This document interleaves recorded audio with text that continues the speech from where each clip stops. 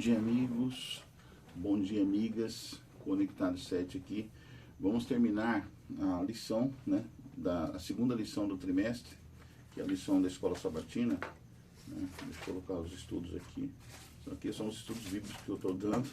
Tem que uma hora para lá para corrigir e entregar para os meus alunos aí no próximo encontro com eles.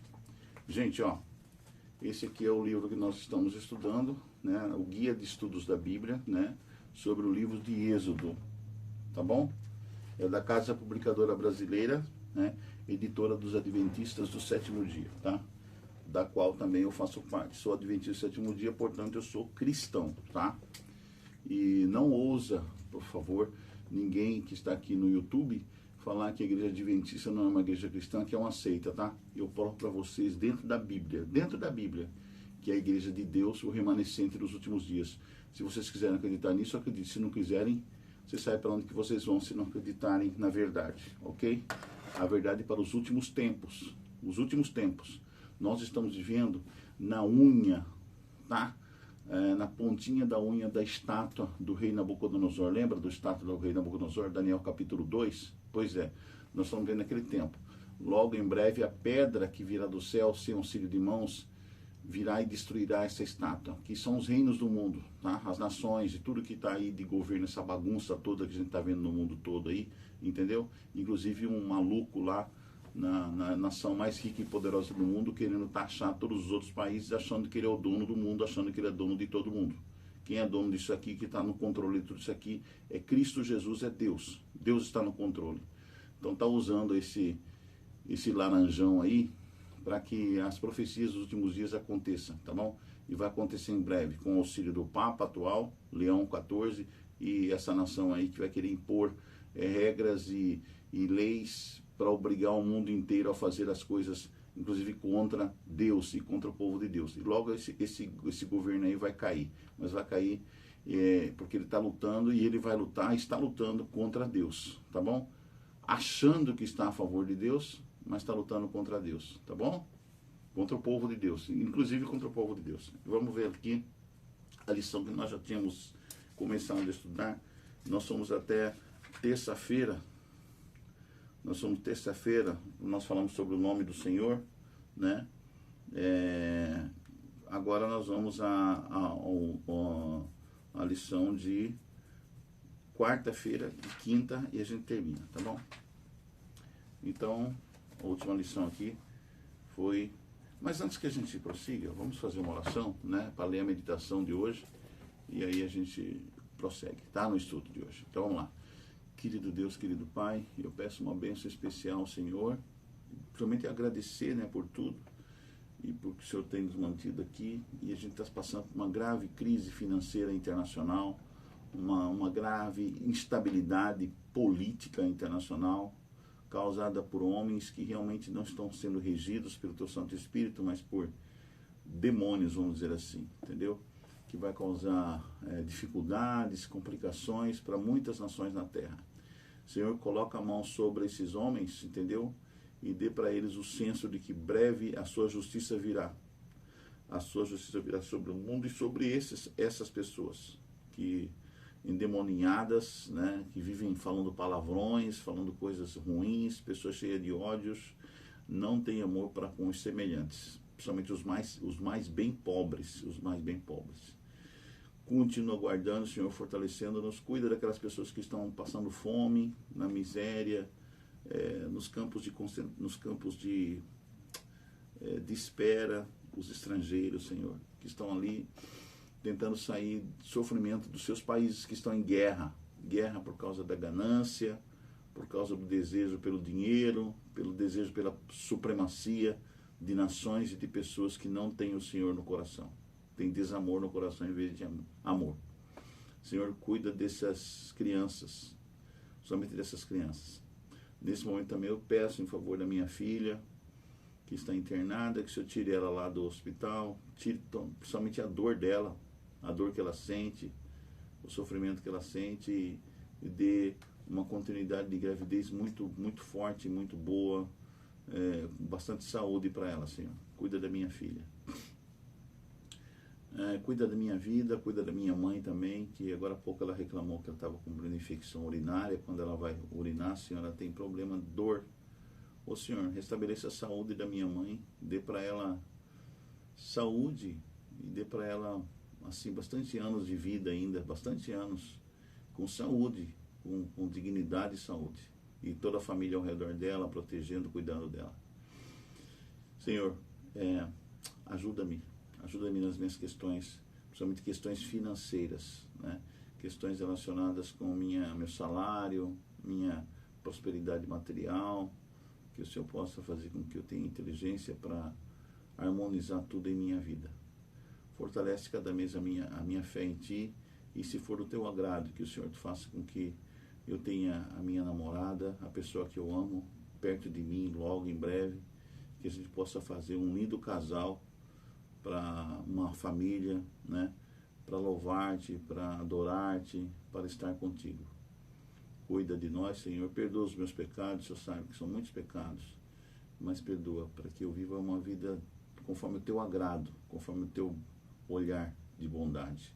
Se conosco agora que vamos estudar a Tua lição, terminado o estudo da lição desta semana, que esse estudo sobre a sarça ardente seja profundo em nossa vida e que produza transformações nas nossas atitudes, na nossa maneira de viver. Cuida dos Seus filhos aqui, todos eles. Cuida da Sua igreja, da liderança da Sua igreja e com aqueles mais necessitados e enfermos, Senhor.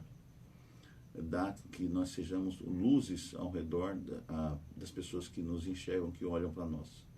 Não pelos nossos méritos, mas para os méritos de Cristo Jesus, nosso Senhor e Salvador. Amém. Amém. Então vamos ao estudo primeiro, a meditação, né? Hoje é uma sexta-feira. É uma sexta-feira já, né? Já terminou a semana, né? Então, vocês podem perceber que a semana tem passado bem rapidamente, né? Aliás, os dias, né, estão passando bem rapidamente e não tem como parar isso, né? Hoje é sexta-feira. Sexta-feira, quarta-feira, brigas ou felicidade, né? Ontem falou sobre o amor incondicional, hoje é brigas ou felicidade. É essa meditação matinal aqui, tá? Descobertas da fé, devocional diário. Então aqui o autor Rodrigo Silva, né, pastor Rodrigo Silva, diz o seguinte, arqueólogo também, né, professor universitário e tal. Certa vez um homem abordou Jesus dizendo, mestre, diga a meu irmão que reparta comigo a herança. Lucas 12:13. Herança, dinheiro, né? Jesus então respondeu, homem, quem me nomeou juiz ou repartidor entre vocês? Verso 14. Em seguida Jesus contou a parábola de um homem rico que buscava enriquecer ainda mais. Ao descrever sua avareza, é mencionado que o homem arrazoava consigo mesmo. Arrazoava consigo mesmo, discutia consigo mesmo, né? Ora, na cultura do Oriente Médio, isso não faz sentido, arrazoar-se consigo mesmo, pois a sociabilidade é algo extremamente importante. Se você visita um beduíno, a primeira coisa que ele traz é um chá bem quente para que você não tome rápido e vá embora. Mas permaneça ali conversando com ele. No entanto, esse homem da parábola não tinha amigos. Por isso, conversava consigo mesmo. De algum modo, sua ganância fez com que todos se afastassem. Então ele morreu rico, porém solitário. Embora tivesse obtido ganhos materiais, possivelmente tinha perdido a saúde, os amigos e o afeto daqueles que mais amavam. O desfecho de sua vida é o destino daqueles que priorizam ganhos materiais acima das pessoas. Isso posto, voltemos ao sujeito que interpelou Cristo. Ele queria seus direitos e não há problema com isso. Mas a pergunta é, A que preço? Famílias inteiras podem ser destruídas pela disputa entre seus membros, que às vezes vão ao extremo para ter seu ganho de causa. Cadeias se enchem de condenados que não aceitaram uma sentença e fizeram justiça com as próprias mãos. Às vezes, como dizia Ferreira Goulart, devemos escolher entre ter razão e ser felizes. No calor de uma briga, você pode até ter razão, mas se o outro tem uma arma, compensa discutir? A única luta que não admite tréguas nem recuo é a batalha entre o bem e o mal. Mesmo assim, essa se dá no campo espiritual, e os que se envolvem nela ao lado de Cristo não brigam por si mesmos. Pelo contrário, eles renunciam a seus direitos e até mesmo a sua própria vida por amor a Cristo. Não é fácil suportar o mal e perdoar ofensas, mas o princípio de dar a outra face ainda continua válido. No fim, o que realmente desejamos? Ter razão ou ser felizes? O que você deseja? Ter razão ou ser feliz? Hoje é 13 de junho, certo? É sexta-feira, 13 de julho, né? Amanhã é 14. Mas vamos à lição aqui de quarta-feira. Quarta-feira, que foi dia 9, né? 9, 10... Não, peraí. Quarta-feira, 9, 10, 11. Então, hoje não é 13 de julho, né?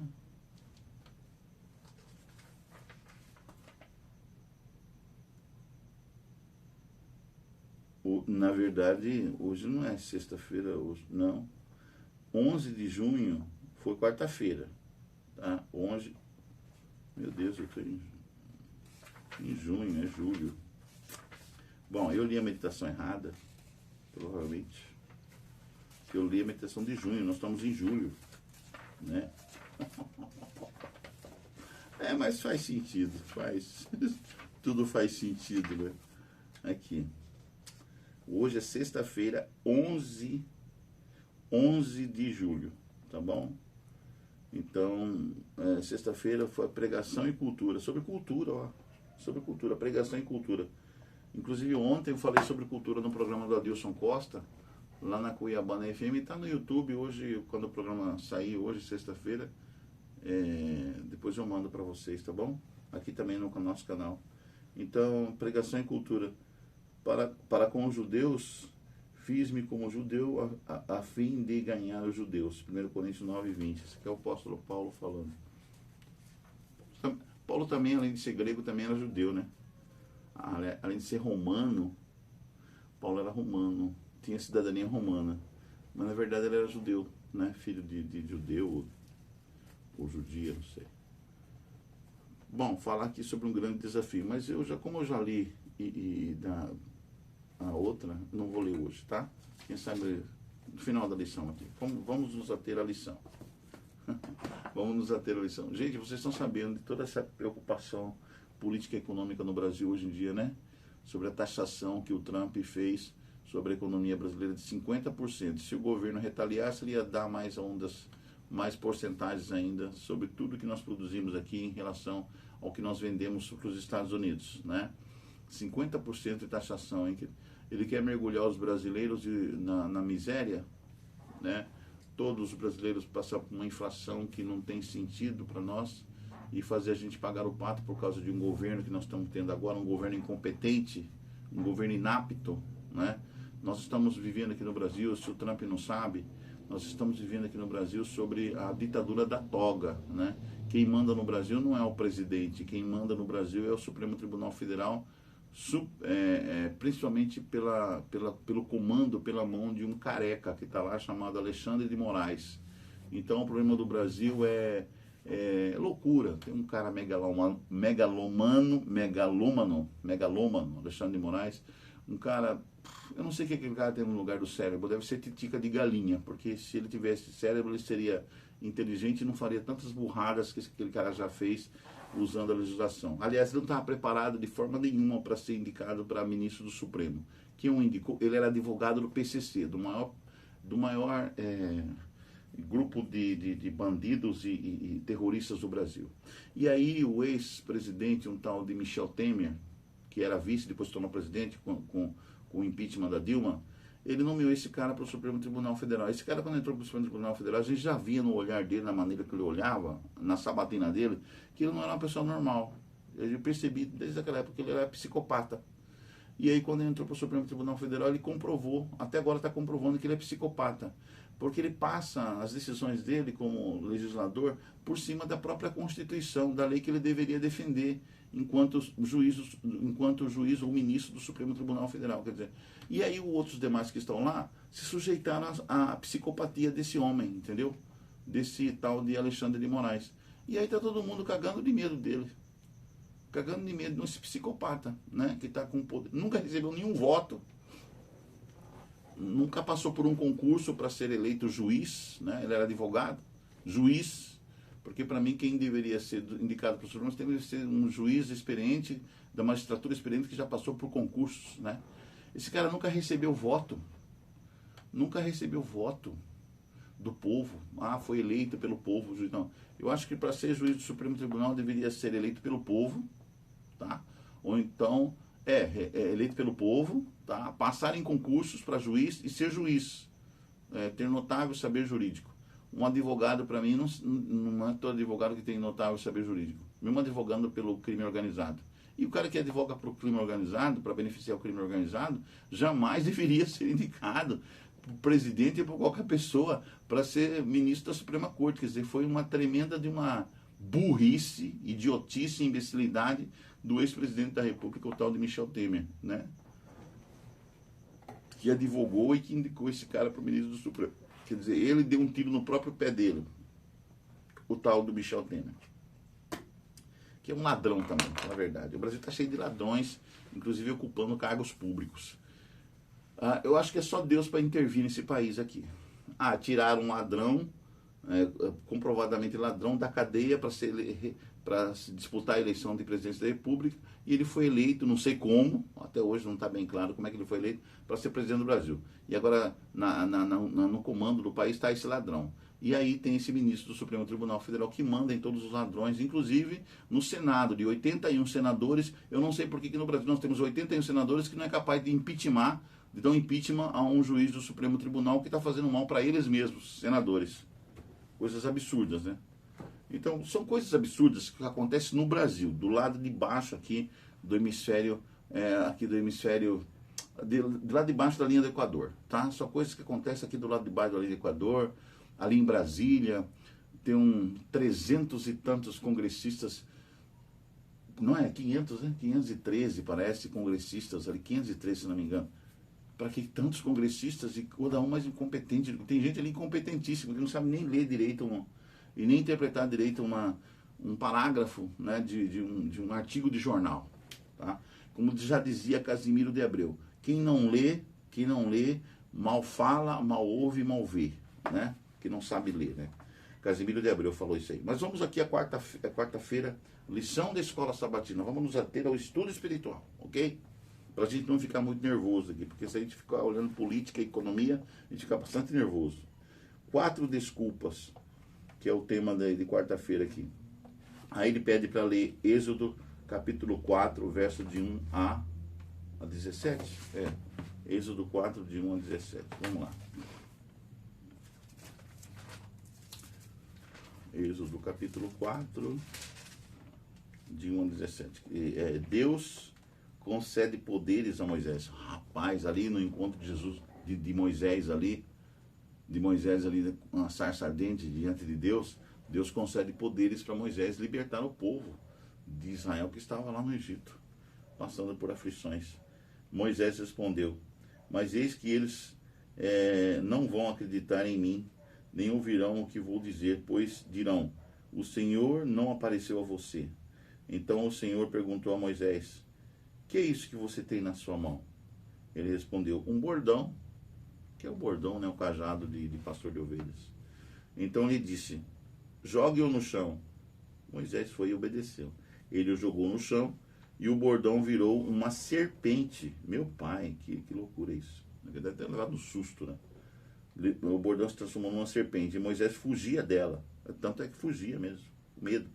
Mas o Senhor disse a Moisés: estenda a mão e pegue-a pela cauda. Olha, estender a mão e pegar uma serpente pela cauda, né? Ele estendeu a mão, pegou-a pela cauda e ela se transformou em bordão de novo. Então o Senhor disse: isto é para que creiam que o Senhor, o Deus de seus pais, o Deus de Abraão, o Deus de Isaque e o Deus de Jacó apareceu a você. E o Senhor continuou: põe agora a mão no peito. Ele o fez. E tirando a mão do peito, eis que ela estava leprosa, branca como a neve. Então o Senhor disse: põe a mão no peito outra vez. Ele a pôs no peito novamente, e quando a tirou, eis que havia tornado como o restante de sua carne, quer dizer, voltou ao normal, né? O Senhor continuou: se eles não acreditarem em você, nem atenderem à evidência do primeiro sinal, talvez acreditarão na evidência do segundo. Se eles não acreditarem mediante esses dois sinais, nem ouvirem o que você disser, pegue um pouco de água do rio e derrame-a na terra seca, e a água que você pegou do rio se transformará em sangue sobre a terra. Então Moisés disse ao Senhor: ah, Senhor, eu nunca fui eloquente. Quer dizer, tá, Moisés, que era príncipe do Egito, falando que não era eloquente. Bom, mas vamos lá. E se... Senhor, a desculpinha dele: ah, Senhor, eu nunca fui eloquente, nem no passado, nem depois que falaste a teu servo, pois sou pesado de boca e pesado de língua. O Senhor respondeu: a desculpinha de Moisés. Quem fez a boca do homem? Quem fez a boca do homem? Ou quem faz o mudo, ou o surdo, ou o que vê, ou o cego? Não sou eu, o Senhor? Agora vá, e eu serei com a sua boca, e lhe ensinarei o que você deve falar. Porém Moisés respondeu: ah, Senhor, envia alguém ou outro que quiseres enviar, menos a mim. Moisés era muito idiota, cara, nesse momento aqui. 80 anos e idiota, menos a mim. Então a ira do Senhor se acendeu contra Moisés, e o Senhor disse: a ira, ó Deus, que irado, tá? Arão, o levita não é o seu irmão? Eu sei que ele fala fluentemente. Eis que ele vem ao seu encontro, e ao ver você se alegrará em seu coração. Você falará com ele e lhe porá na boca as palavras. Eu serei com a sua boca, a boca de Arão, né? E com a dele, não, com a boca de Moisés e com a boca de Arão. E ensinarei a vocês o que devem fazer. Ele falará por você ao povo. Ele será como se fosse a sua boca, e você será para ele como Deus. Leve, pois, na mão este bordão, com o qual você fará os sinais. Então, até aqui o verso 17, que era para ler. Deus falou para Moisés levar o bordão, né? O bordão de pastor, para fazer os sinais diante dos israelitas e diante de Faraó, e todo mundo que quisesse perguntar para ele, né? Mas quem é você? Quem é esse Deus? E tal, né? Gente, não esqueça de contribuir, tá bom? Aqui está o QR Code. Vá aqui no QR Code e ajude aqui o canal Conectado 7, tá ok? Bom, então dizendo Deus claramente a Moisés que deveria realmente ele ir ao Egito, porque lá no Egito ele seria a boca de Deus para que o faraó deixasse com que o povo, né, o povo hebreu, saísse ali do Egito e fosse para lá adorar a Deus lá no Monte Horebe, né? levar o povo para adorar no Monte Horebe.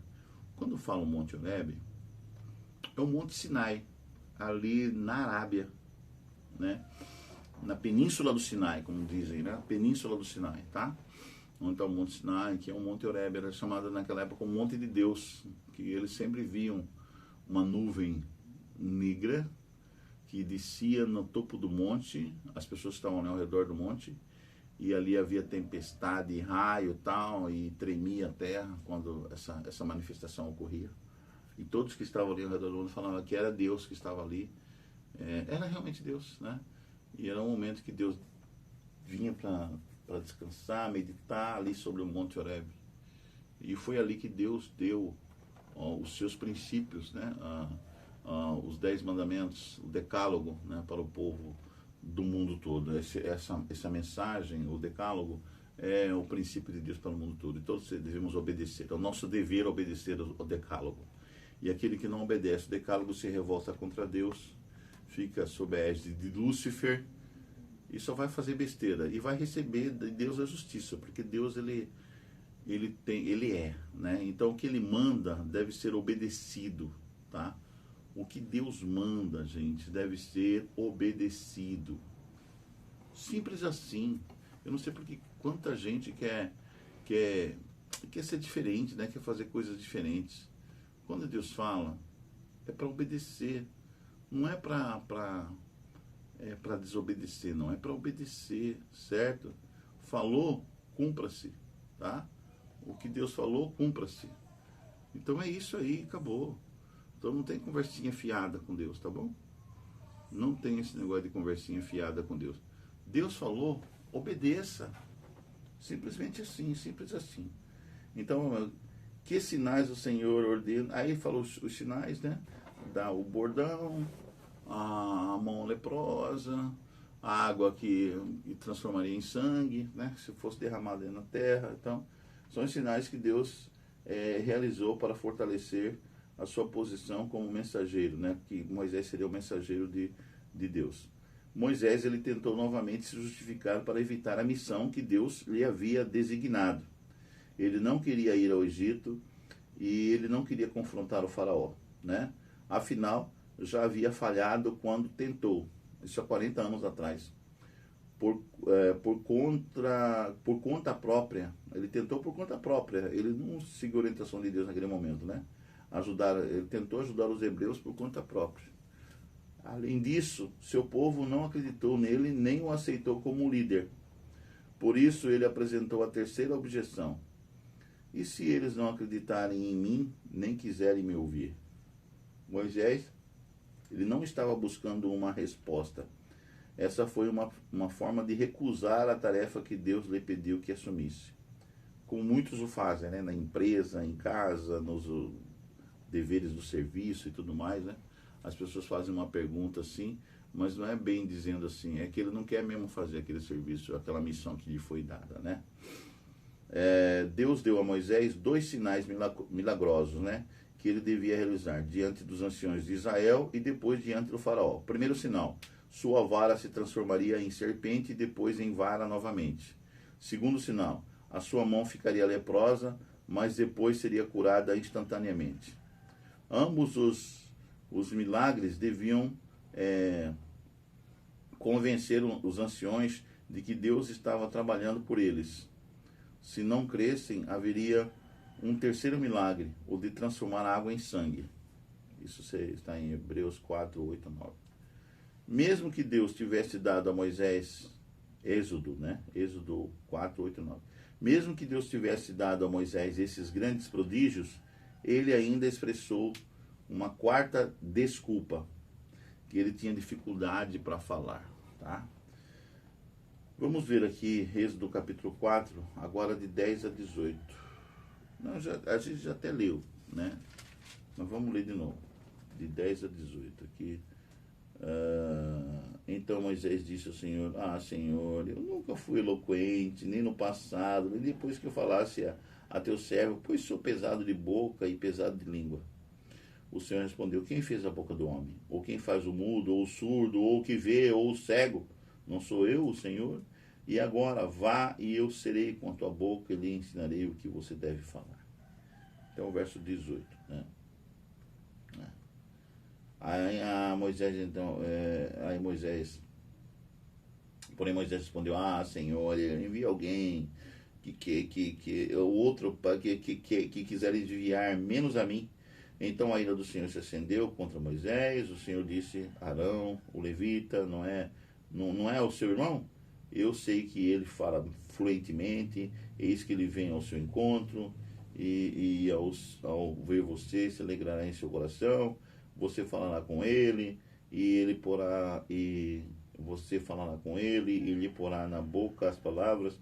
Eu serei com a sua boca e com a dele, e ensinarei a vocês o que devem fazer. Certo? Aí é isso aí, verso 16. Ele falará por você ao povo, ele será como se fosse sua boca, e você será como ele, para ele como Deus. Leve, pois, na mão o seu bordão, com o qual você fará os sinais. Moisés voltou para Jetro, seu sogro, e lhe disse: Deixe-me voltar aos meus irmãos que estão no Egito, para ver se ainda vivem. E Jetro respondeu: Vá em paz. Tranquilidade de Jetro. Quando Moisés fez o pedido: Deixe ele mesmo para ver comigo. Aí ele falou assim: Vá em paz, de boa. O Jetro era um velho já bem tranquilo, né? Bem tranquilo, a maneira como ele conversa, né? Ele fala. Então aqui a pergunta é o seguinte: como o Senhor respondeu a Moisés? Que lições podemos tirar disso em qualquer situação para a qual Deus nos chamar? Porque a lição aqui é importante, porque as 4 desculpas mostram a relutância de Moisés em seguir o chamado de Deus, a missão que Deus deu para ele. É mais um profeta que não quer seguir a missão que Deus dá, né? Tipo Jonas, assim. Com objeções aparentemente lógicas, ele escondia a sua relutância em ir. As 3 primeiras desculpas expressam perguntas. Primeira: quem sou eu? No fundo ele está dizendo: quem sou eu? Né? Segunda: quem és tu? Meu Deus. Encarando Deus, falando essas coisas. Moisés era bem louco mesmo, maluco da cabeça. E terceiro: e se eles não acreditarem em mim? E a 4ª objeção é uma declaração, né? Eu nunca fui eloquente. Deus reagiu trazendo uma solução poderosa e apresentando promessas motivadoras. Deus é o melhor de todos os influencers, né? Deus é o melhor de todos os coaches. Ele sempre tem soluções motivadoras. Deus é. Então, Moisés fez um 5º e último apelo, pedindo diretamente: Senhor, envia alguém outro que quiseres enviar. Em resposta, a Bíblia diz, em resposta, Deus lhe disse que já estava enviando seu irmão, né? Para ir ao encontro dele e ajudá-lo. Por fim, Moisés cedeu em silêncio e pediu a bênção de Jetro antes de partir para o Egito. Jetro deu a bênção, vai, em paz. Ele teve que ir, né? E aqui em Êxodo 18, verso 31, mostra o encontro também de Moisés com Arão no deserto. Eu acho que é isso aí, né? Moisés voltou para Jetro, que falou: vá em paz. O Senhor disse a Moisés em Midian na Arábia, hoje também como deserto da Arábia, né? Em Midian. Volte para o Egito, porque já morreram todos os faraós e todas aquelas pessoas que queriam matar você. Então Moisés tomou a mulher e os filhos, fez com que montassem num jumento e voltou para a terra do Egito. Moisés levava na mão o bordão de Deus. O Senhor disse a Moisés, isso aqui vai até o verso, que verso que está pedindo? Até o verso 31. O Senhor disse a Moisés: quando você voltar ao Egito, trate de fazer diante de Faraó todos os milagres que pus em sua mão. É isso aí, pus em sua mão. Mas eu vou endurecer o coração de Faraó, para que não deixe o povo ir. Diga a Faraó, assim diz o Senhor: Israel, meu filho, meu primogênito. E eu digo a você, deixe o meu filho ir, para que me adore. Mas se você não quiser deixá-lo ir, eis que eu matarei seu filho, o seu primogênito. Ó, é uma ameaça de Deus ao faraó, né? Estando Moisés no caminho, numa estalagem, o Senhor o encontrou. O Senhor veio conversar com Moisés pessoalmente, ó. O Senhor o encontrou e quis matá-lo. Como assim? Quis matá-lo. Então Zípora pegou uma pedra afiada, cortou o prepúcio de seu filho e com ele tocou os pés de Moisés. Ele disse: quem que quis matar aqui? Eu acho que Moisés quis matar o Senhor, né? Eu não entendi aqui, mas eu vou ler. Vamos ver. Ele disse: sem dúvida, você é para mim um marido de sangue. Ou seja, tipo, Moisés é um assassino, né? Um marido de sangue. Assim o Senhor o deixou, e ela disse: marido de sangue, por causa da circuncisão. O Senhor disse a Arão: vai encontrar-se com Moisés no deserto. Ele foi, encontrando-o no monte de Deus, o beijou. Lá no Horebe mesmo, lá no Sinai, né? Encontrando no monte de Deus, o beijou.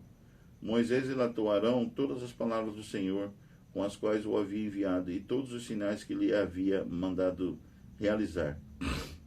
Então Moisés e Arão foram e reuniram todos os anciões dos filhos de Israel. Arão falou todas as palavras que o Senhor tinha dito a Moisés, e este fez os sinais diante do povo. E o povo acreditou, o povo creu. E quando ouviram que o Senhor havia visitado os filhos de Israel e visto a aflição deles, inclinaram-se e adoraram. Tá.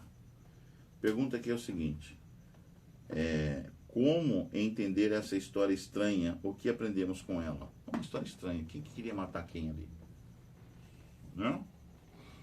É uma história estranha, certo? Então, gente, tem coisas assim que você lê na Bíblia de primeiro e você não sabe muito bem o que significa. Você tem que ler com atenção e prestar atenção. Muitas pessoas, elas ficam chocadas ao lerem que depois que Moisés obedeceu a Deus e começou sua jornada de volta ao Egito, o Senhor procurou matá-lo. Então não foi Moisés que quis matar o Senhor. Foi o Senhor que queria matar Moisés. O Senhor procurou matá-lo. Como assim? Êxodo capítulo 4, verso 24. Pelo contexto da história, fica claro que a questão era a circuncisão. O filho mais novo de Moisés não havia sido circuncidado. Eliezer, né? Era Gerson e Eliezer, certo? O filho mais novo de Moisés não tinha sido circuncidado, como exigia a aliança com Abraão. Gênesis 17, 10, 11.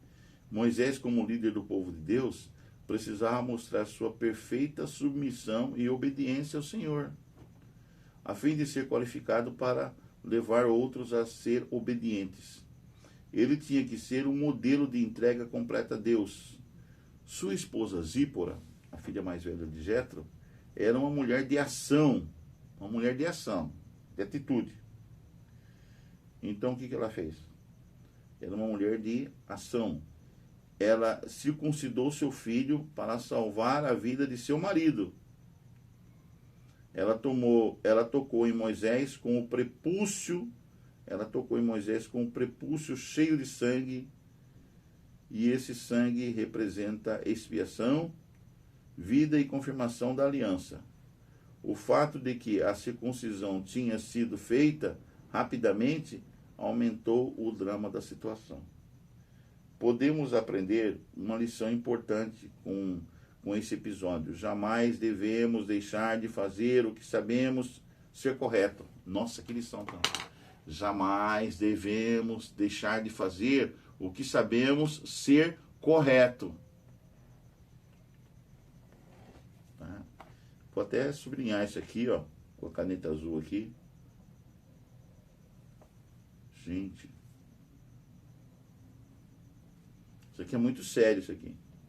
E aí tem um comentário no livro da escritora norte-americana Ellen White, já falecida, ela morreu em 1915, mas ela deixou bons livros. Ela disse assim: Patriarcas e Profetas, o livro dela, Patriarcas e Profetas, publicado aqui no Brasil, traduzido para o português, publicado no Brasil em 2022 também, na página 213. Olha o que ela diz nesse seu livro. No caminho, quando vinha de Midian, Moisés recebeu uma advertência assustadora e terrível do desagrado do Senhor. Um anjo apareceu-lhe de maneira ameaçadora, como se fosse destruí-lo imediatamente. Nenhuma explicação havia sido dada. No entanto, Moisés se lembrou de que havia desatendido a uma das ordens de Deus. Negligenciara efetuar o rito da circuncisão em seu filho mais novo. Deixara de satisfazer a condição pela qual seu filho poderia ter direito às bênçãos da aliança de Deus com Israel. E tal negligência por parte do dirigente escolhido de Israel diminuiria a força dos preceitos divinos sobre o povo. Zípora, temendo que seu marido fosse morto, realizou ela mesma o rito. E então o anjo permitiu que Moisés prosseguisse com a jornada. Em sua missão diante do faraó, Moisés seria colocado em posição de grande perigo. Sua vida só poderia ser preservada pela proteção de santos anjos.